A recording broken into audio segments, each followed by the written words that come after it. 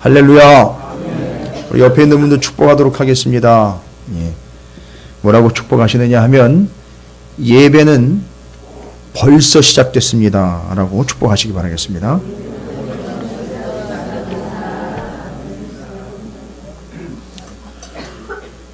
그러면 언제부터 예배가 시작된 걸까요? 11시요? 아까 여러분 예배 시작을 알리는 차단 사건이 있었죠? 뭐 예배 이제 시작된다고 이렇게 전기 한번 내렸다 올린 거예요? 감사하네요. 우리 교회가 이제 이 인원들을 다 수용하기에 참 비좁아졌다는 얘기인데 감사한 일이죠. 여러분 예배는 이미 시작이 됐어요.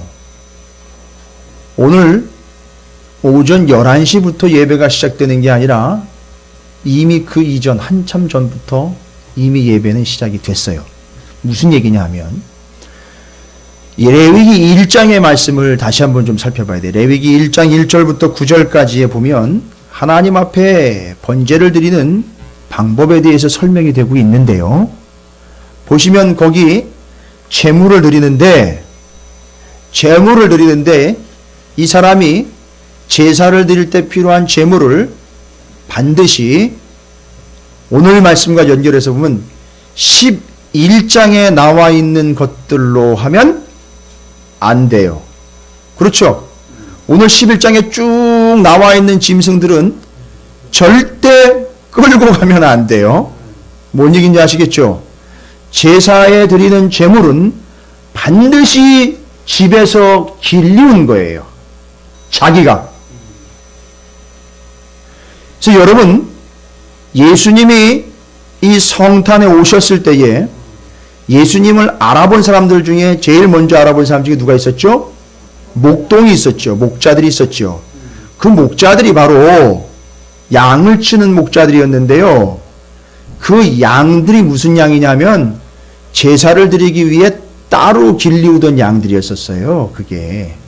그래서 그 양을 치던 목자들입니다. 이게 유대적인 배경과 환경을 이해하지 못하면 그냥 들판에서 양 치던 사람들로 넘어갈 수 있는데 그 양들은 성전에서 제사 드리기 위하여 따로 구분해서 키우던 양이에요.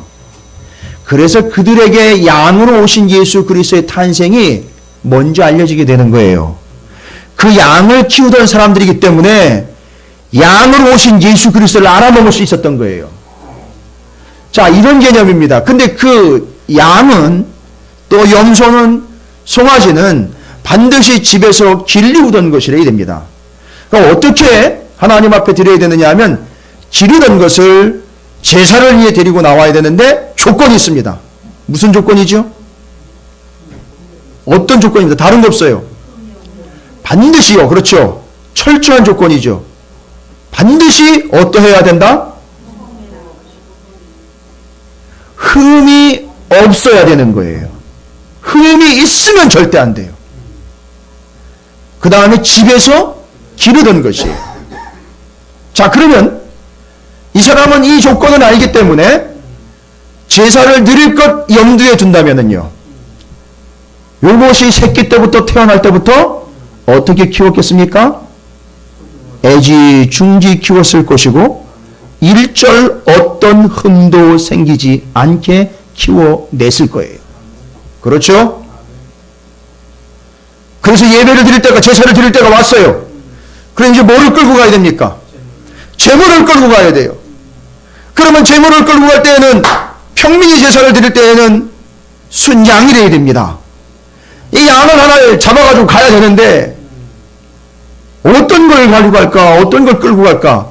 그건 누가 결정하는 거예요? 예? 그건 누가 결정해야 돼요? 제사 드리는 사람이 결정해야 돼요. 그래서 그 중에 골라야 되는 거예요. 내가 몇 년 동안 키운 거예요. 애지중지 키운 거예요. 흠없이 키운 거예요. 그래서 그걸 끌고 가야 됩니다. 아, 그런데 가다가 실수를 했네요. 가다가 넘어져서 꺼져! 무릎팍에 상처가 났어요. 어떻게 돼요? 잽싸게 동물병원에 가서 약을 바르고 밴드를 붙이고 난 다음에 카바를 해서 데리고 갑니까? 절대 안 됩니다. 다시 돌아가서 흠이 없는 것을 다시 가지고 가야 돼요.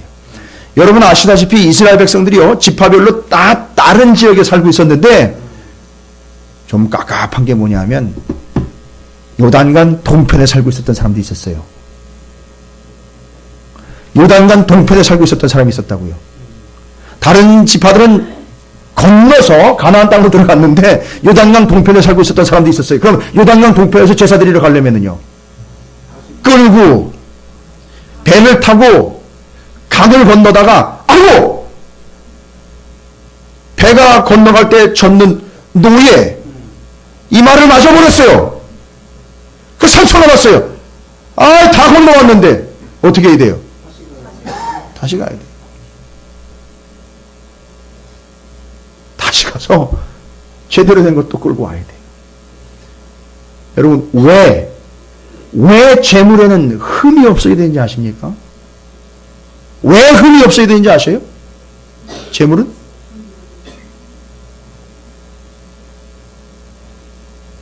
목사님이 가르쳐주니 맨날 질문만 하면 어떻게 해요? 짜증나게. 여러분 왜 재물에는 흠이 없어야 됩니까? 자 보세요.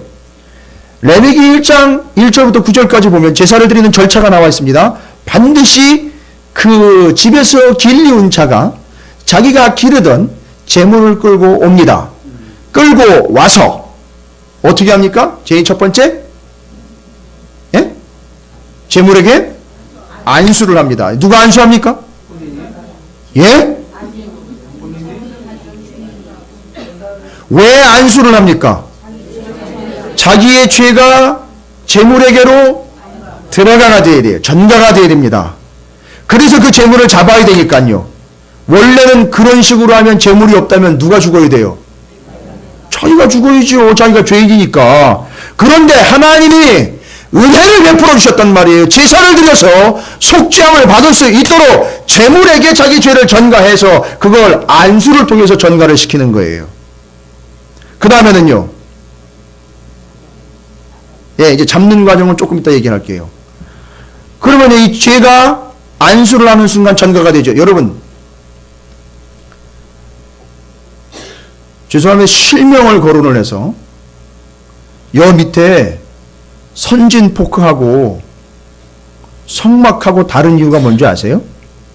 그러니까 도축하고 제사하고 다른 게 뭔지 아세요? 다른 건 다 똑같아요. 고기 잡는 건 다 똑같아요. 그런데 이거 하나 때문에 두 개는 차이가, 이게 도축이냐 제사냐가 이거 하나 때문에 차이가 나요. 여러분 뭐 때문에 그 차이가 나는 줄 아세요? 과정을 보면은 잡는 거 다 똑같아요. 근데 요거 하나 때문에 이건 제사가 되느냐 이건 그냥 도축이냐가 차이가 난단 말이에요. 뭐고 때문에 차이가 날까요? 예. 가 물어보세요.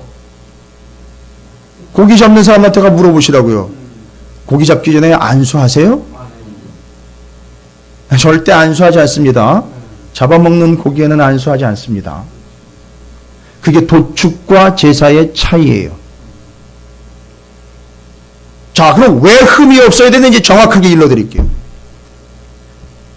태어나자마자 새끼 때부터 자기가 제사를 드리기 위해 성별을 하여 흠이 없이 기르고 제사 드리러 갈 때에도 흠 하나 생기지 아니하도록 해지중지하면서 끌고 갑니다. 그래서 제대로 당으로 했어요. 감사하게도. 참, 저 한 제주도 같은 데 사는 사람들은 어떻게 될지 모르겠어요. 그죠? 반드시 예루살렘에 가서 거기서 반드시 또 성막 있는 데 가서 제사를 드려야 된단 말이에요. 근데 어쨌든 왔어요. 감사하게도. 와, 너무너무 감사하죠. 왔습니다. 와가지고선 이 흠 없는 재물을 붙잡아 놓고 안수를 합니다. 자, 그러면 이것이 로마서에도 나오는 것이고 신약성경에 다 이미 얘기된 거예요. 자기의 죄를 재물에게 안수를 통하여 어떻게 합니까? 자신의 죄를 전가를 시킵니다. 이게 한 방향으로 일어나는 것이 아니라 양방향으로 일어나는 거 아세요? 나는 내 죄를 재물에게 전가를 시키지만 이 재물의 어떠함이 흠 없음이 안수하는 순간 내게로 오는 거예요. 이해가 되십니까? 그래서 이 안수를 통하여 내 죄는 제물에게 전가가 되고 이 제물의 흠 없음은 내게 전가가 되는 거예요. 바로 이 제물이 예수 그리스도이기 때문에 내 죄를 다 전가시킨 예수 그리스도의 흠 없음이 나에게 전가가 되는 거예요. 이걸 알아먹으라고 이 제사의 제도가 이렇게 이어지는 거예요. 따라서 반드시 제물은 흠이 없어야 되는 거예요. 누구를 위해서요? 착각하는 사람들이 있어요. 하나님이 흠 있는 건 안 받는다고. 아니요. 하나님이 고기 맛에 민감하신 분이 아니라 하나님을 위함이 아니라 모든 제사의 제도와 제물이 다 목적은 누구를 위함이냐면 제물을 드리는 그 사람을 위한 거예요. 그래서 흠이 없는 제물을 잡아야 그 제물의 흠 없음이 나에게 전가가 되는 거예요. 예수 그리스도의 의가 내게 전가가 되는 거예요. 할렐루야. 여러분, 이런 사실이 있기 때문에 새끼가 태어나면서부터 애지중지인 거예요. 이게 내 재산이기 때문에 애지중지가 아니라 이걸 하나님 앞에 드릴 것이기 때문에 이건 깨끗하고 정결하고 흠이 없이 보존해야 한다. 이미 제사는 제물을 고르는 그 순간부터, 제물을 드리려고 애지중지 키우는 그 순간부터 이미 제사는 시작이 된 거예요. 그러니까 여러분의 삶에서 이것이 시작되지 않았다면 아직도 예배는 시작되지 않은 거예요. 그냥 교회 가가지고 시작은 정해지면 시간된 대로 따라가면 되지, 순서대로 가면 되지. 절대, 죄송합니다만 우리 중에 혹시라도 그렇게 아직도 예배가 시작 안 된 사람이 있을 수도 있어요. 여러분, 제 자랑이 아니에요. 제가 시골 목회할 때부터 제 아내는 금요일날 저녁부터 뭘 앉아가지고 식탁에서 이렇게 써요. 보니까 헌금을 미리 정리를 하는 거예요. 그래서 제가 그랬어요. 그걸 뭘 그렇게 얽매여가지고 그러냐고. 또 율법적인 신앙이 될 수 있으니 조심하라 얘기를 했어요. 근데 요즘은 어떻게 하는지 아십니까? 제가 금요일이 되면 안 써? 이렇게 해요. 그러니까 무슨 얘기냐면 이미 짧게 보면 금요일 저녁부터 예배는 시작이 되는 거예요. 제물이 준비되는 순간부터 예배는 시작이 되는 겁니다. 태어나서부터 이걸 하나님께 드려야지라고 제물로 찍어버렸으면 그때부터 예배는 시작이 되는 거예요. 그래서 삶이 예배라는 말씀을 드리는 거예요. 그렇게 전가된 그 제물이 죄를 다 뒤집어 쓰고는 제물이 되어 주고 가는 겁니다. 그래서 예배의 시작은 바로 삶의 자리부터 시작이 된 거예요. 그리고 반드시 흠이 없어야 하는 이유는 내 죄는 전가가 되며 그 제물의 흠 없음이 내게 전가되는 예수 그리스도의 은혜, 이것이 완벽하게 거기서 재현이 되는 겁니다. 여러분, 그럼 제사를 어떻게 드립니까? 자, 제사를 드리러 옵니다. 와서 안수했어요. 그 다음 어떻게 해야 돼요? 모르시면 1장 1절부터 9절까지 참조하셔도 돼요. 뭐 건능이라고 안 할 테니까.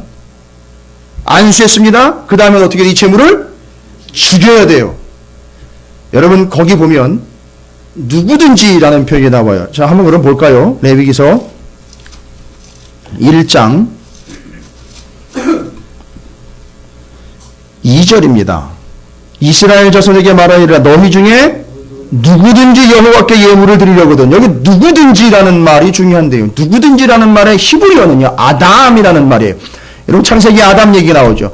그 아담은 사람이라는 뜻인데 사람이라는 말에 남자와 여자가 다 들어가 있어요. 그런데 여기 누구든지라는 말은요, 남자든 여자든이에요. 단 속죄의 제물에만 해당돼요. 누구든지라는 말은. 그러니까 지금 누구든지 자신의 죄를 속죄함 받기 위해서는 당연하잖아요. 여자든 남자든 구분이 없잖아요. 여자든 남자든 죄는 똑같은 거 아닙니까? 그러니까 여자든 남자든 누구든 죄인이면 제물을 끌고 와서 하나님 앞에 제사를 드려야 됩니다. 자, 왔어요. 여자가 됐든 남자가 됐든 왔습니다. 와가지고서 안수했습니다. 전가가 됐고요. 정결함이 전가가 됐어요. 그 다음에 이걸 잡아서 문제는 뭐예요? 죄가 전가가 됐기 때문에 이제 흠 없던 양이 아니라 이제 뭐가 돼버리는 거예요? 죄 덩어리가 돼버리는 거예요. 이거 해결해야 되는 거예요. 그래서 이 죄 덩어리를 죽여야 되고 죄 덩어리를 태워서 죄를 어떻게 해야 돼요? 없애버려야 돼. 그래서 그 태우는 냄새를 맡으시고 하나님이 너무너무 향기롭고 좋다라고 이야기하신 게, 하나님이 이상한 생각이나 이상한 정신세계를 가지고 계신 분이기 때문이 아니라 뭐가 태워지는 거를 죄가 태워지는 거를 맡으시는 거예요. 그리고 그걸 드린 그 사람이 어떻게 되는 거예요?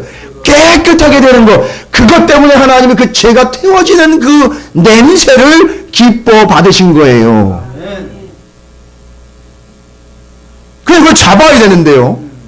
생각해 보세요. 제가 TV를 보니까 소나 조금 덩치 나가는 짐승들을 죽이는 방법이 몇몇 방법이 있더라고요. 그래서 제가 좀 식사하시기 전이라 이 이야기를 이렇게 드려야 되나 말아야 되나 모르겠는데 에라 모르겠어요. 드릴 거예요. 제가. 큰 짐승은 죽이는 방법이 여러분 돼지 죽이는 거 제가 봤어요. 소 죽이는 것도 제가 봤어요. 도축하는 거 봤어요. 절대 안수 안 하더라고요. 예, 확인됐어요. 그 다음에 여러분 보셨습니까? 죽이는데요. 정수리 부분 있잖아요. 눈과 눈 사이에 여기 정수리. 소 죽이는데 어떻게 해요? 오한마 있죠. 오한마. 한마. 이거 저기 도끼면은 도끼의 그 뒷부분 있죠. 그걸로 소리가 빡 나도록 내리 찍는데 그럼 바로 그냥 꼬꾸러져요.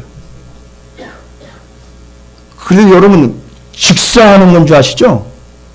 절대 그냥 그 자리에서 직사하지 않습니다. 그 다음 단계가 있어요. 어떻게 해야 돼요? 피를 뺍니다. 어떻게 피를 빼죠? 두 가지 방법이 있어요. 심장을 정확하게 찔러가지고 그냥 다 쏟아내든지, 어떻게 해요? 목에 있는 동맥을 딱 끊어가지고 피를 다 빼든지. 누가 그런 얘기 하더라고. 저기 몽골 가니까 뭐 양 죽이는 거니까 피를 그렇게 많이 안 내. 여러분, 그거 피를 빼면 맛이 없으니까 피를 안 빼는 거예요. 그거랑 제사랑은 달라요. 레위기에 나와 있는 제사랑 그건 다른 거예요. 여러분, 왜 피를 다 빼야 돼요, 이 제사는요. 죄 다 빼야 된다고 남기면 안 돼요. 죄 빼야 돼요. 이게 지금 죄 덩어리기 때문에. 그걸 다 빼버려야 되는 거예요. 그래서 철저하게 죽여서 철저하게 빼고 철저하게 다 태우는 거예요. 그런데 그걸 죽이는데 그 당시에 뭐 도끼 큰 게 뭐 있겠어요? 뭐 제사장이요. 오셨습니까? 안수하시죠. 안수하고 잡아야 되는데 어떻게 잡을까? 아니, 송아지는 얘기하지 말자고요. 송아지는 얘기하지 말고 양 가지고 왔어요. 그걸 잡는데 이게 칼 하나 주어졌는데 이거 가지고 잡아야 되는데 어디를 선택하실 거예요, 여러분? 어디 선택하시겠습니까? 이거 지금 뭐 심장을 찌르든지 목을 따든지 뭐 여기 정수리 찍어가지고 그냥 한 방에 그냥 보내버리든지 뭐 그런 방법을 써야 되잖아요. 그래서 제사장이 묻습니다. 어디를 고르시겠습니까? 그럼 죽이는 거 누가 죽여요? 본인이 죽이는 거예요. 이제 아셨죠? 그거 다 자기 죄가 전가됐기 때문에 자기가 다 해야 되는 거예요. 자기가 죽여야 되고 어디를 죽이시? 상훈아 어디 죽일니? 제가 안 그랬는데요? 어디 죽일 거야? 상현이는 어디를 죽이는 게 효과적일까? 여러분 어디 선택하시겠어요? 목, 심장, 정확한 겁니다. 근데 이게 여러분 여기 내려가가지고 한번 보세요. 물어보세요. 이거 바르는 사람들도요, 정확하게 죽이는 사람들도요, 몇십 년 그거 해야 정확하게 찔러가지고 바로 팍 내가지고서 그 자리에 즉사를 시키는데, 아까 누구든지라 그랬죠? 누가 예배를 드리러 올 수 있어요? 제사를 드리러. 여자도 올 수 있어요. 13세 이상. 아니, 어떻게 다 해요, 그거를? 그러면요, 그래도 그나마 그래도 좀 가능하다 싶은 거는 그냥 목이라도 한번 따보자 이렇게 해가지고 목을 따기를 결정했어요. 어떻게든 이제 목에다가 칼을 넣어서 돌려서 동맥을 확 끊어버려야 돼요. 근데 여러분 동맥 끊었는데 피가 쫙 튈 거 아니에요, 그죠? 그거 제사장하고 그 사람이 다 뒤집어 쓰는 거예요. 뭐예요? 네가 이런 죄이라 이거예요. 다 뒤집어 씁니다. 근데 제가 봐서 알거든요. 죄송합니다. 돼지 얘기를 해가지고 돼지를 역을 딴다 그러잖아요. 그 돼지 목 딸 때 소리 있는 소리 질러대고요. 피는 온 산지 사방으로 튀고 목을 따가지고 절반이 나갔는데도 버둥버둥 내면서 그냥 난리를 치더라는 거예요. 여러분 기억나세요? 혹시 보신 분들? 시골에서 가끔씩 한번 보면 정말 돼지고기 못 먹어요. 그거 보면.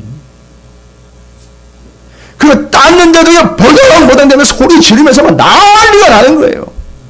옛날 군대에 있을 때 제가 닭 한번 잡아봤거든요. 목을 뺐는데, 목을 돌려가지고 뺐는데, 닭이 막 들어가네요. 정신없이 그냥.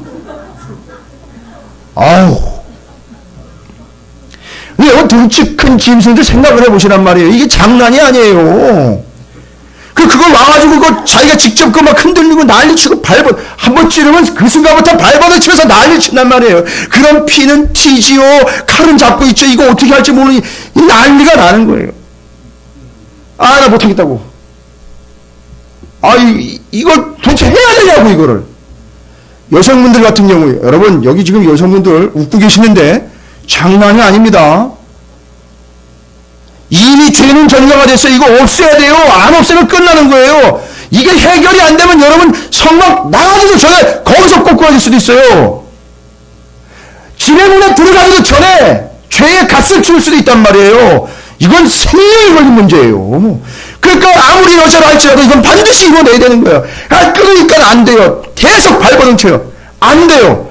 또 끊어야 돼요. 3분의 2가 너덜너덜 돼도 발버둥을 치면서 난리를 치는 거예요. 이건 여자가 혼자 잡을 수도 없어요. 남자라도 이건 혼자 감당이 안 되는 거예요. 제사장 아론 빨리 붙잡고, 야! 엘리아살 이랑을 너희들 빨리 와! 잡아! 눌러! 빼! 피 쫙 빼고 난리도 아니에요.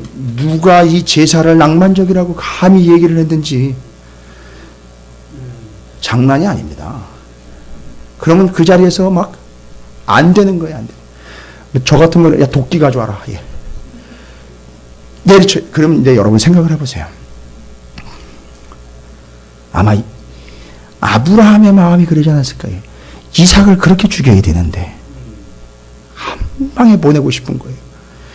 이걸 끊어도 죽지를 않으니, 제발 좀 죽으라고, 제발 좀 죽으라고. 여러분, 제정신이 아니게 될 거예요. 그죠? 제사드리다 보면.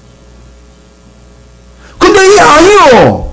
내가 키우던 놈이에요. 이걸 새끼 때 내가 받았단 말이에요. 받아가지고 키웠어요. 눈마을에 말똥할 때부터 내가 키웠단 말이에요. 하나님 앞에 들고 있지만 이건 내 새끼나 마찬가지. 그걸 내가 잡아서 죽이고 있단 말이에요. 그러니까 죽지는 않고 계속 피를 튀고 난리는 나고 그러니까 마음 가운데 무너지죠. 내가 왜 이래야 되는 건가? 이거 계속 해야 되는 건가? 계속 칼질을, 제정신이 아닌 칼질을 해야 되면서 계속 끊어내야 되는데, 죽어라! 제발 좀 죽어라! 할 텐데, 여러분 낭만적으로 생각하지 마세요. 신앙생활 너무 낭만으로 하지 마세요. 낭만으로 생활하다가 엉망되는 수가 있어요. 안 죽어요. 빨리 죽이는 게 급선무예요. 그러면서 여러분 거기서 무슨 소리를 할까요, 이 사람이? 정말 싫습니다. 내가 왜 이래야 되냐고! 왜 이거를 해야 되냐고! 그리고 죽어가면 발버둥을 치고 있는 자기가 길렀던 그 재물을 보면서 눈물을 뚝뚝 흘릴 거예요. 그러면서 그 재물한테 할 수 있는 얘기는 단 한마디예요. 뭐라고요? 빨리 죽어라. 그리고요, 자기가 기르던 걸 자기 손으로 끊어내면서 피를 흘리면서 발버둥을 치고 고통스러워하고 있는 그 재물을 보면서 뭔 얘기가 할 수 있을까요, 도대체? 너무 당당하게 빨리 죽어라, 예요? 그게 우리의 자격이에요? 내가 기르던 놈이란 말이에요. 내가 먹였어요. 내가 같이 잤어요. 근데 그걸 내가 죽이고 있단 말이에요.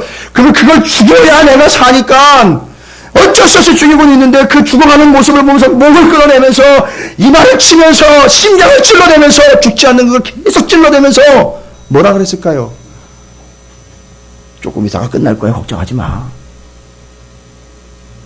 너는 가는 모습도 아름답구나.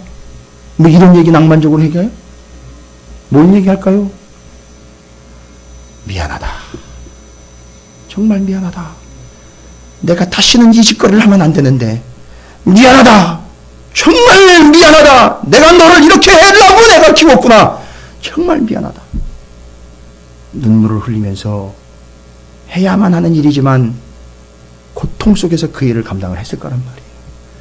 그러면서 그 자리에서 난 도대체 못하겠다고, 난 힘들다고, 나 그만두겠다고. 그때 제사장에 나서던 거예요. 뭐라고 얘기합니까? 아론이 뭐라 그래야 돼요? 그거는 가시라고. 다시는 성막 근처도 오시지 말라고. 하나님 말씀 받을 생각도 하지 말고 기도도 하지 말라고. 잘못하면 당신 죽습니다. 절대 여기 근처로 올 생각도 하지 말고 여기서 그냥 가서 뭐 하라는 거예요? 죽어버리세요. 그냥. 그렇죠? 거기서 포기하고 하면 안 되는 거예요. 그러니까 제사장이 난 힘들어, 난 못하게, 내가 왜 이걸 해야 됩니까? 나 정말 못하게 힘듭니다 하면 제사장이 그때 아론이 나서는 거예요. 뭐라고? 정신 차려고! 똑바로 죽여서 피를 다 내! 그래야 당신이 사는 거야. 나도 내 새끼 2명을 앞세웠다고. 그 새끼들처럼 죽지 않으려면 지금 똑바로 제사하라고. 당신이 죽기 싫으면 지금 여기서 제대로 제사 안 드리면 네가 죽으니까 정신 차려 똑바로 찔러! 죽여! 피를 내란 말이야. 나는 내 새끼 둘을 다른 물 때문에 죽여버렸어. 내 새끼 둘은 이미 먼저 갔다고. 똑바로 하나님 앞에 제사하지 못한 결과 2명이 죽었단 말이야. 당신도 죽고 싶어? 똑바로 제사해. 여기서 제대로 승부 보란 말이야.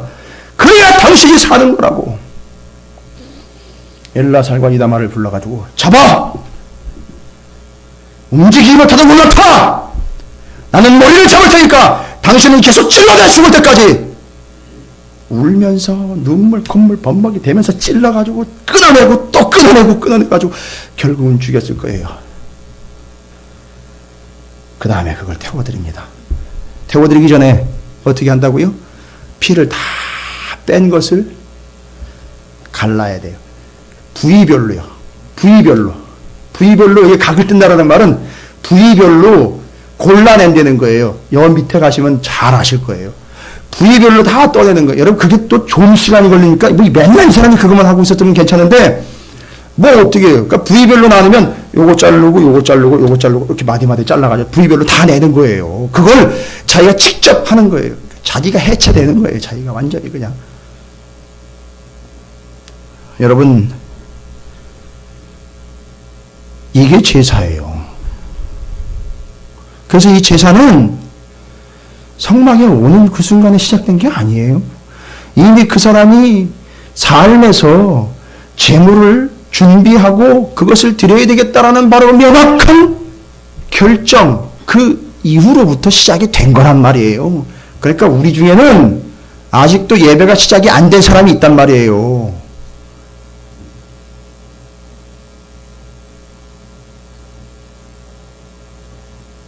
감히 어떻게 그 자리에서 자기 이야기를 내뱉고 자기 의견을 내뱉고 자기 생각을 이야기하면 자기 감정을 이야기하냔 말입니다. 하나님 앞에 예배드리는 이 중요한 자리에서요. 제사하는 데서 칼이 조금만 빗나가도 자기한테 찔릴 수 있는 상황이고 제사장한테도 날아갈 수 있는 이야기고요. 거기서 제대로 제사가 완성되지 않으면 자기는 그냥 죄를 짊어진 채로 돌아가야 되는데요. 그럼 죽는 거란 말이에요. 여러분 이렇게 제사는 드려지게 됩니다. 이렇게 제사를 드렸어요. 어쨌든 제대로 드려서 속죄함을 받게 됐습니다. 할렐루야. 그게 누구라고요? 그렇게 갈기갈기 찢기고 피를 다 쏟고 결국 무덤에 장사 지내는 바 피와 물을 다 쏟아버리고 결국 찢기고 갈린 채로 모든 죄를 담당하고 죽어가신 분이 바로 누구예요? 예수 그리스도예요. 그런데 여러분 기왕의 말이 나왔으니까 이제 정리까지 다 해야 될 것 같습니다. 제물에게는 자신의 죄를 전가해서 자기의 모든 죄는 제물에게로 가고 제물에 뭐예요? 흠 없음이 내게로 오지요. 바로 예수가 그 역할을 했단 말이죠. 예수님이 바로 그 존재예요. 그러니까 예수님은 나의 모든 죄를 다 뒤집어 쓰셨어요. 그렇죠? 그러면 그 예수님은 무엇이죠? 예수 하나님의 공의. 이거 뭐예요? 하나님의 뭐가? 하나님의 의가, 주님의 의로움이 나의 죄는 주님에게로 전가가 되고 주님의 의로움은 나한테 오는 거예요. 여러분 이게 전가라는 거예요. 그러면 제물은 안수를 해서 전가를 시킵니다. 그러면 예수님에게 전가하며 예수님의 의가 내게 전가되는 건 무엇을 통해서 그 전가가 이루어지는 걸까요? 바로 이 사실을 믿음으로 고백하는 거예요.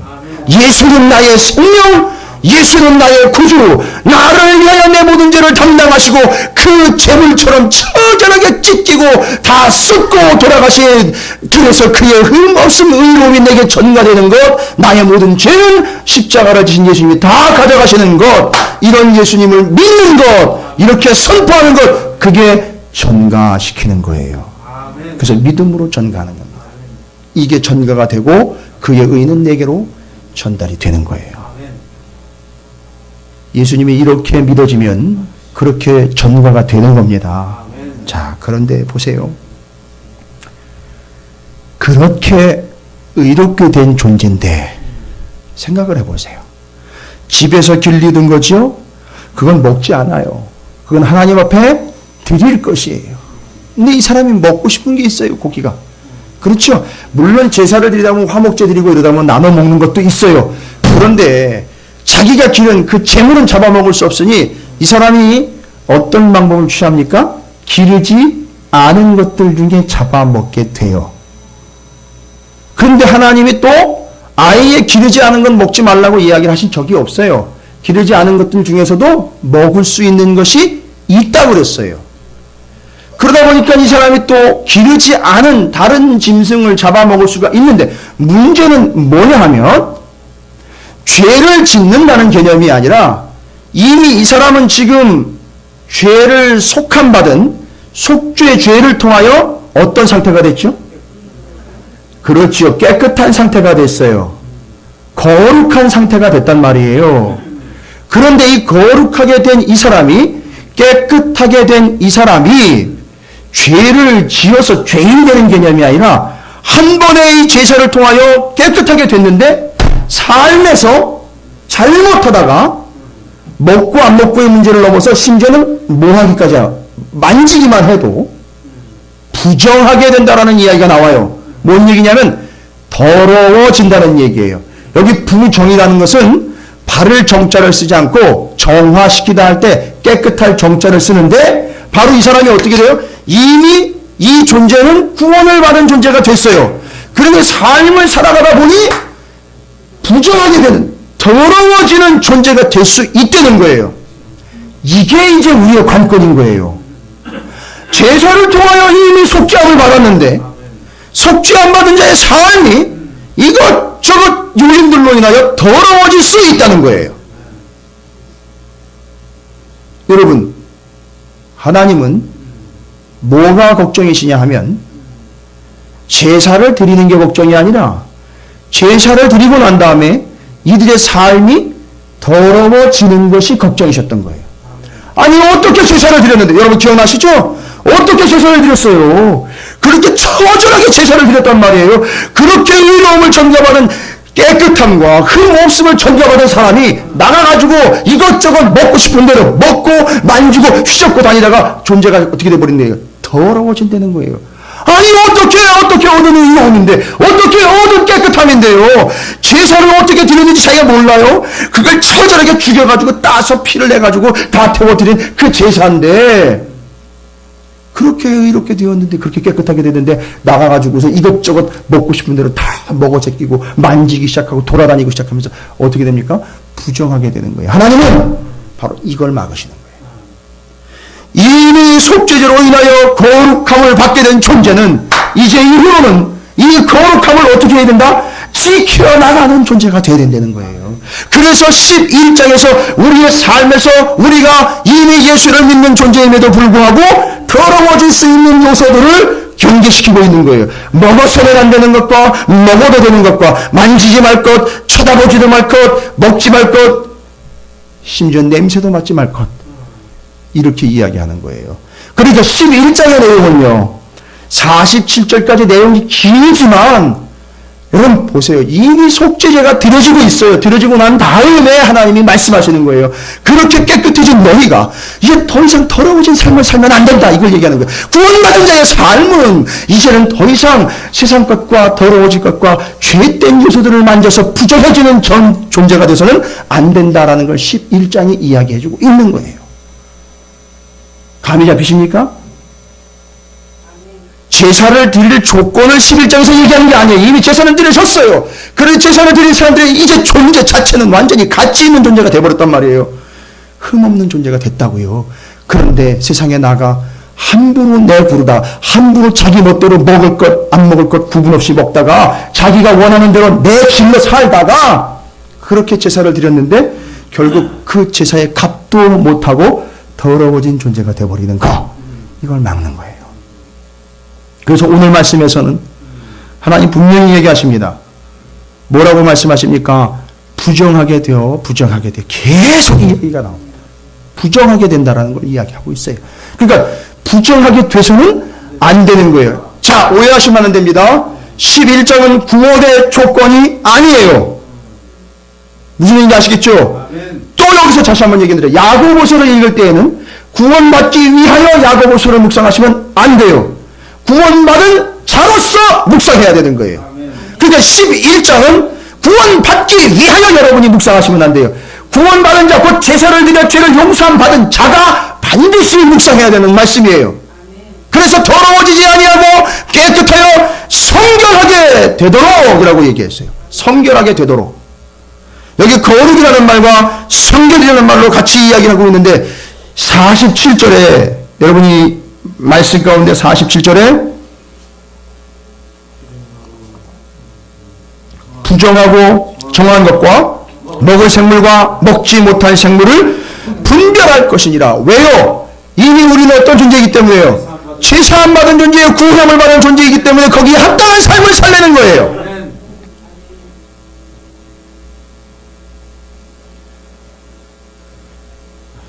여러분, 제가 오늘 아론의 마음으로 섰습니다. 우리 가운데 대충 예배드리고 정문을 나가다가 예배 실패하고 죄값은 죄값 그대로 감당해야 되는 더러운 심령으로 나가지 말기를 주님의 이름으로 축원을 드립니다. 아멘. 아론이 그렇게 외쳤던 내 새끼 2명 죽여가면서 나는 이 제사를 온전히 드려야 되겠습니다. 당신도 그런 존재가 되면 안 됩니다. 그렇게 외쳤던 아론의 심정으로 여러분에게 이 말씀을 전합니다. 우리 좀 정신 바싹 차리고 이 말씀을 좀 집중해서 아예 여러분의 말씀으로 확실히 새겨두시기를 주님의 이름으로 축원을 드립니다. 아멘. 그래서 이제 여기 나와 있는 부정하고 정한 것들의 의미를 하나님께서 명확하게 아론과 모세에게 말씀하시면서 이제는 너희는 구원받은 자들의 삶이다. 그러니까 이제 너희들의 삶은 옛날과 같은 그런 삶을 살아서는 안 되는 것이다. 이제 거룩하게 되어라. 여기서도 이야기하고 있죠. 내가 거룩하니까 너희도 거룩해야 된다. 성결. 여러분, 그 거룩이 카다시라는 말인데 그 거룩이라는 의미를 좀 한번 살펴보니까 원어적으로 제가 지금까지 설명드린 내용을 요약을 하고 있더라고요. 보니까 그 거룩이라는 원래 이제 원어적인 의미로 이야기하면 단어가 설명을 하고 있는 게 성결하게 하다라는 말과 함께 성결하게 지키다라는 말이 있어요. 그러니까 뭐예요? 성결하게 되다는 게 아니라 성결한 상태를 어떻게 하는 거예요? 지키는 거예요. 지속하는 거, 유지하는 걸 얘기하는 거예요. 이 카다시 거룩이라는 말이요. 내가 거룩하니까 너희도 거룩하라. 이걸 자체를요, 히브리어는요, 이렇게 해석을 할 수 있어요. 집중해 보세요. 나는 거룩이야. 내가 거룩하니라는 말은 형용사로 나는 어떻다, 나는 예쁘다, 나는 잘생겼다 이런 표현을 하는 게 아니라 나는 거룩이야. 그러니까 너도 거룩이 돼야 돼. 그러니까 너가 거룩한 상태가 돼야 돼 이 개념이 아니라요. 아예 내 본질 자체가 뭐가 돼? 거룩이 돼야 돼. 그러니까 이건 뭘 얘기하는 거냐면 그 거룩한 상태가 계속 유지가 돼야 된다는 얘기예요. 이거는 아주 의미 깊은 말이에요. 미묘하게 별 차이 없는 것 같은데 아주 중요한 말입니다. 그래서 그 거룩한 상태를 계속 지켜가야 돼라는 거예요. 그러니까 넌 존재 자체가 거룩이 돼야 되니까 아예 싹 다 삶과 환경을 거룩으로 만들어 버려야 되는 거예요. 지켜내야 되는 거예요. 그래서 사람이나 장소를 유지하다, 지키다라는 뜻이 있어요. 카더시. 이 거룩이라는 말이에요. 그러니까 이 사람은 지금 제사를 드리고 난 다음에 거룩해진 상태를 어떻게 해야 돼요? 지켜야 되는 거예요. 할렐루야. 어렵지 않습니다. 제사를 드리고 난 다음에 11장에 먹고 마시고 뭐 하지 말고 접촉하지 말고 만지지도 말고 이러거든요. 너 죽을까봐가 아니에요. 네가 이미 구원하고 거룩하게 된 존재이기 때문에 그걸 어떻게 하라? 지켜내라는 거예요. 그럼 여러분은 어느 단계일까요?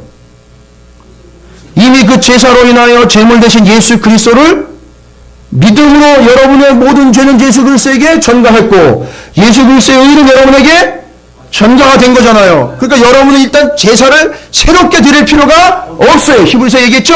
단 한 번의 제사로 예수 그리스도께서 그 제사를 완성했고 구원을 완성했고 속죄를 이루었다고 분명히 얘기했어요. 그렇죠? 그러니까 여러분의 존재는 지금 바로 그 제사를 드리고 난 다음에 거룩하게 된 카도시 유지해야 되는 상태지 새로 구원을 받아야 되는 상태가 아니라는 거예요. 이 미묘한 차이인데 이걸 모르고선 헤매는 사람들이 한둘이 아니에요. 지금 교회 안에서. 자, 그런데 그 카도시 거룩, 성결 같은 말인데 그럼 이 거룩의 의미를 다시 한번 오늘 11장에서 거룩이라는 개념, 성결이라는 개념으로 이야기하려고 자꾸 이야기를 하는 걸 보니까 여러분 제사장이 이마에다가 뭐를 두르죠? 기억나십니까? 이 글씨가 써있죠. 뭐라고 써있죠? 여호와께 성결. 근데 그게 어디에 새겨져 있습니까? 이마에 두르는 띠인데 뭘로 만들었어요? 예? 금띠잖아요. 금띠.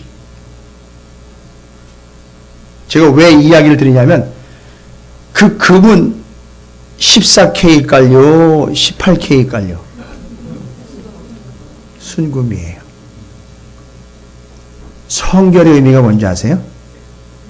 정결, 순금. 섞이지 않은 것. 나누어지지 않은 것. 온전한 순금. 성결이라는 말은 바로 무엇이 섞여 있는 것이 아닌 온전함. 이걸 얘기하는 거예요. 그러니까 그 띠에, 금띠에 여호와께 성결이라고 쓴 게 금이 의미하는 그것이 성결이 의미하는 거다. 섞이지 않는 거다. 순전한 거다. 온전한 거다. 이걸 이야기해주고 있는 거예요. 자, 그런 의미에서 11장을 보시면 구원받는 자들이 어떤 삶을 살아야 된다? 거룩이고 성결한 삶을 살아야 된다 그랬죠. 그럼 거룩이고 성결은 의미가 뭐라 그랬습니까? 섞이지 않는 것. 그렇지요. 섞이지 않고 짬뽕되지 않은 것. 뒤죽박죽되지 않은 것이죠. 그런데 11장에 나와 있는 먹을 수 있는 짐승, 먹지 못하는 짐승들의 기준을 쭉 보세요. 먹을 수 없는 것들은요, 이것도 저것도 아니에요. 기는 것도 되고 물속에 있다가도 기기도 하고. 감이 잡히세요?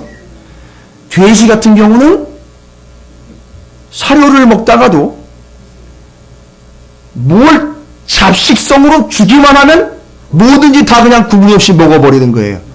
사는 것도 한 곳으로 지정이 아니라 왔다 갔다 합니다. 어떤 거는 기어다니는 게 또 있는데 어떤 건 또 배로 다니기도 해요.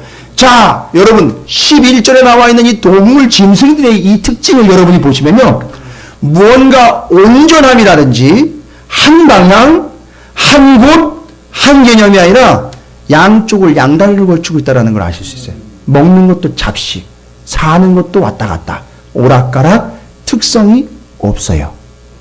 개념이 잡히세요? 그래서 그걸 만지거나 그걸 먹으면 우리는 어떻게 된다고요? 부정하게 되는 거예요. 깨끗이 하지 않은. 영어로는 unclean이라고 해요. unclean, guilty라고 죄 있음이 아니라 unclean이에요. 지저분해진다는 얘기예요. 그러니까 왜 우리가 지저분해지면 안 됩니까? 죄의 용서함을 받은 온전한 존재가 되었기 때문에 우리는 지저분하게 돼서는 안 된다는 거예요. 그래서 하나님이 그걸 지키라고 11장에서는 온전하게 된 너희의 삶은 이런 삶이 된다. 절대 이것도 아니고 저것도 아닌 섞여버린 삶을 살지 말아라 하면서 여기 나와 있는 재물들을 이야기하시면, 여기 나와 있는 짐승들을 이야기하시면서 지침을 주십니다. 뭐라고 지침을 주냐? 첫 번째, 하나님께서는 이것도 아니고 저것도 아닌 저 세상 것들과 이것도 아닌 저것도 아닌 잡식성과 심지어는 여기 사는 건지 저기 사는 건지도 모르는 이 혼합되어 버린 이 짐승들 절대 뭐하라? 먹지도 말라, 만지지도 말아라 라고 이야기하는 거예요. 11장 8절에 나와 있죠. 보세요. 너희는 이러한 고기를 먹지도 말고 그 주검도 만지지 말라. 이것들은 너희에게 부정하니라. 너희가 어떤 존재인데? 온전하게 된 존재인데, 구원이 받게 된 존재인데, 죄 없이 된 존재인데, 이런 걸 먹고 만짐으로 너희가 어떻게 된다? 더러워지게 되니까 아예 이거는 뭐하라? 먹지도 말라, 만지지도 말라 라고 이야기하시는 거예요.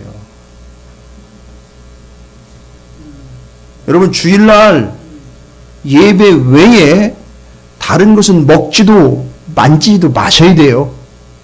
개념이 잡히십니까? 이건 율법적인 신앙이 아니라 여러분이 어떻게 된 존재인지를 안다면 함부로 내가 내 맘대로 해도 되지. 누가 뭐라고 그래? 아니요. 절대 내 맘대로 안 돼요. 여기 부정하고 깨끗한 거 누가 결정한 겁니까? 하나님이 얘기하신 거예요. 우리는 그걸 판단하는 존재가 아니라 우리는 그걸 따라가야 되는 존재예요. 그 기준을 하나님이 주셨단 말이에요. 그걸 가지고 기준이 잘못됐네 어쨌네 내가 술, 담배 문제까지 얘기를 해가면서 뭐 먹어도 되네 안 되네 이거 얘기하지 말고요. 성결하게 되었고 깨끗하게 된 존재에게는 그 어떤 것도 더럽거나 추악하게 될 요소를 가지고 있다면 절대 만지지도 먹지도 말라라고 이야기를 하고 있어요. 이게 명확하게 이야기해주고 있는 내용이에요. 두 번째, 이미 속죄함을 받아 온전하게 된 너희들이 지침으로 삼아야 될 것은 뭐냐면, 여러분 여기 다 보시면 나와 있지만 그것은 너희에게 가증한 것이다, 혐오스러운 것이다 라고 이야기를 해요. 그것들은요. 여러분 그건 어떻게 하라는 거예요? 우리가 그 모든 더러운 것들에 대해서 어떻게 여겨라? 가증하고 혐오스럽게 여기라는 거예요. 우리가 그게 더럽고 추한 것들에 대해서 뭐 그럴 수도 있지 이게 아니에요. 더럽고 추악하고 혐오스럽고 가증스러운 것으로 여기라는 거예요. 그 가증스럽게 여기고 혐오스럽게 여기라는 말이 같은 단어인데요. 히브리어 원어로 보면 뭐라고 나오는지 아세요? 아주 싫어하다, 아주 싫어하다, 증오하다, 완전 더럽게 여기다 이런 얘기예요. 심지어는요 이걸 어떻게 이야기를 하냐, 우상에게 드려진 제물 취급해라 이렇게 얘기를 해요. 혐오스럽고 가증스럽게 여기라는 거예요. 우리 주변에 지금 우리가 혐오스럽고 가증스럽게 여겨야 될 문화들과 심지어 사람들도 있습니다. 언행이 있어요. 모든 요소들이 우리를 더럽게 하려고 내버려두고 펼쳐져 있고 널브러져 있는 게 한두 가지가 아니에요. 여러분 정신 바싹 차리지 않으면 여러분 존재 자체가 혐오스럽고 가증한 존재가 될 수 있다는 거예요. 첫 번째 원칙, 먹지도 만지지도 말라, 뭐하라? 용납하지 말라는 거야. 아예. 두 번째는요, 그러한 것들을 어떻게 하라? 혐오스럽고 가증스럽게 아주 지긋지긋하게 여기고 아주 싫어하며 오히려 우상에게 드려진 제물 취급하라는 거예요. 이게 이 제사로 인하여 온전하게 된 사람들의 삶의 자세예요.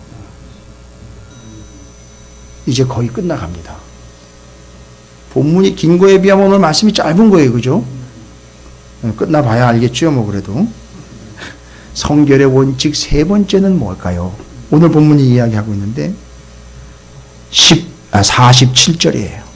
47절에 부정하고 정한 것과 먹을 생물과 먹지 못할 생물을 분별한 것이니라. 우리가 뭐 해야 된다고요? 분별해야 된다. 이 분별이라는 말은요, 히브리어는 바달이라는 단어를 쓰는데 뜻이 뭐냐면 분리하다, 구별하다라고 쓰고 있어요. 그러니까 여러분 안에 여러분의 구원받은 그 속성과 존재의 가치에 어울리지 않는 것이 있다면 어떻게 해야 돼요? 분리해내야 돼요. 구별을 해내야 된단 말이에요. 그래서 그걸 띄워내는 거예요. 마치 각을 떠서 분리를 해내는 것처럼 분리를 해내려는 거예요. 구별을 하려는 거예요. 부위 구별하는 것처럼 구별을 하고 분리를 해내는 거예요. 이건 하나님이 원하시지 않는 것, 이건 내 구원받은 입장에 어울리지 않는 것, 이걸 분리를 해버리려는 거야. 아예 구별을 해내려는 거예요. 그래서 그 바다를 분리하다 구별하라는 뜻에는 떠나다, 끊어버리다, 쫓아내다, 절교하다. 절교라는 말을 썼어요. 그러니까 지금까지는 뭐 했다는 거예요? 관계가 좋았다는 거지요. 그런데 구원함을 받은 존재로서는 더러워지지 않기 위하여 뭐하라? 절교하라는 거예요. 죄송합니다만 좀 조심스러운 얘기이기도 하지만 형제도 나를 더럽게 할 수 있어요. 여러분 오해 없이 들으시기 바랍니다. 끝까지 기도하여 구원해낼 대상이긴 하지만 형제조차도 나를 더럽게 할 수 있는 존재가 될 수 있어요. 그럴 때에는 관계를 절교하라는 게 아니에요. 그 의미상으로 절교해야 돼요. 형제가 원하고 바라는 일이라도 아닌 건 아닌 거예요. 그건 끊어내야 돼요. 그게 여러분의 가치를 지키는 거예요. 여러분이 어떻게 제사에서 구원받았는지 여러분 다 얘기가 됐죠. 그 재물이 예수였죠. 그렇게 해서 여러분은 온전한 존재가 됐죠. 그래서 여러분은 이제 세상에 살면서 더러워질 수 있는, 묻을 수 있는 요소가 충분히 다 널려 있어요. 가까운 데도 있다는 거예요. 그거는 절대 여러분이 용납해서는 안 되는 거예요. 아예 찢어버려라, 분리시켜버려라, 절규해라, 분별해라, 끊어버려라 라고 지침을 이야기를 해주고 있습니다. 오늘 11장이요. 여러분 먹어도 되고 안 되고를 통해서 물론 그것도 의미는 통합니다. 무슨 얘기냐면 하나님이 우리의 건강을 위해서 먹을 만한 것과 먹지 않을 것을 구분을 해 주셨대요. 여러분 좀 빈약합니다. 먹고 안 먹고는 당연히 하나님이 결정하신 문제지만 단순히 그것이 우리의 건강만을 위한 것이다? 아니요. 좀 멀리 보시고 전체를 보세요. 먹고 안 먹고 건강하고 조금 건강하지 않게 되는 문제가 아니라 이 사람의 구원이 완성이냐 아니냐의 문제인 거예요. 잘 보세요. 이제 전체를 정리해 봅니다. 이미 제사는, 이미 예배는 언제부터 시작이 됐다고요? 제물을 고를 때부터. 여러분이 언제부터인지 모르겠어요. 수요일부터인지 화요일부터인지 목요일부터인지 금요일부터인지 모르겠지만 이미 그때부터 오늘 예배는 시작이 된 거예요. 그리고 그 처절하게 예배를 드렸어요. 예수는 완전히 낭자당했고 예수는 물과 피를 다 쏟았고 우리의 모든 죄를 다 전가받으셨고 우리는 믿음으로 고백했기에 그의 의로움이 내게 전가가 됐어요. 여기가 바로 그걸 확인하는 자리예요. 이제 우리는 나가 살 거예요. 하나님이 걱정하시는 게 뭡니까? 나가 살다 보면 여러분이 먹고 만지고 보고 듣고 생각하고 동조하는 것들을 통하여 여러분의 신분에는 어울리지 않게 여러분에게 때가 묻고 더러워질 수 있는 부정하게 만드는 요소들이 있다는 거죠. 그러면 이제는 우리는 구원받은 자로서 첫 번째, 절대 그러한 요소들은 용납하지 말지어다. 보지도 먹지도 만지지도 말라. 두 번째, 가증스럽게 여기며 혐오스럽게 여겨라. 아주 싫어하라는 얘기예요. 세 번째는요, 아예 찢어버려라, 절규해라, 구별해라, 끊어버려라 라고 하나님이 말씀하시는 거예요. 그래서 여러분이 만약에 다음 주일 다시 돌아오기 전까지 이해하시기 쉽게 얘기 드리는 거예요. 여러분이 그런 세 가지 원칙에 의해서 여러분의 성결함을 지킨다면 예배는 이제 거기서 완성이 되는 거예요. 삶에서 시작된 예배가 삶에서 완성이 되는 겁니다. 이래서 우리의 삶이 곧 뭐가 된다? 예배가 된다. 그리고 예레미야서에서 하나님은 바로 그 삶을 예배로 받으신다고 그랬어요. 할렐루야. 혹시 우리 가운데 아직도 예배가 시작되지 않은 분 있습니까? 아직 지난번 예배도 완성이 안 된 분이 계십니까? 여러분 정신 차려 예배를 시작하시고 더 정신 차려 예배를 완성해내시기를 주님의 이름으로 부탁을 드립니다. 처절하고 치열하게 드린 그 예배를 통하여 얻은 예수 그리스도의 의를 성결과 거룩으로 지켜내는 한 주간이 되시기를 주님의 이름으로 축원을 드립니다. 만지지 마세요. 먹지 마시란 말이에요. 용납하지 마시라고요. 더럽고 구역질나고 토할 것 같은 걸로 가증스럽게 여기시란 말이에요. 아예 절교해 버리십시오. 끊어 버리십시오. 그걸 통하여 구원을 얻는 것이 아니라 구원받은 여러분의 삶에 그것이 어울리는 모습입니다. 이것 때문에 헷갈려서 많은 율법주의가 나왔지만 바로 히브리서와 오늘 레위기 11장이 우리에게 일러주고 있는 바 그 구원에 합당한 자로 살아가는 삶을 더 적극적으로 요청하고 계시는 하나님의 이 부르심에 외면하지 마시고 더 치열하게 일주일 동안을 더 가증스러운 것들과 혐오스러운 것들로부터 분리하고 끊어내시고 그것을 더 혐오스럽게 여기며 가증스럽게 여기며 아예 절교해버리는 그런 삶이 되시기를 주님의 이름으로 축원을 드립니다. 아멘.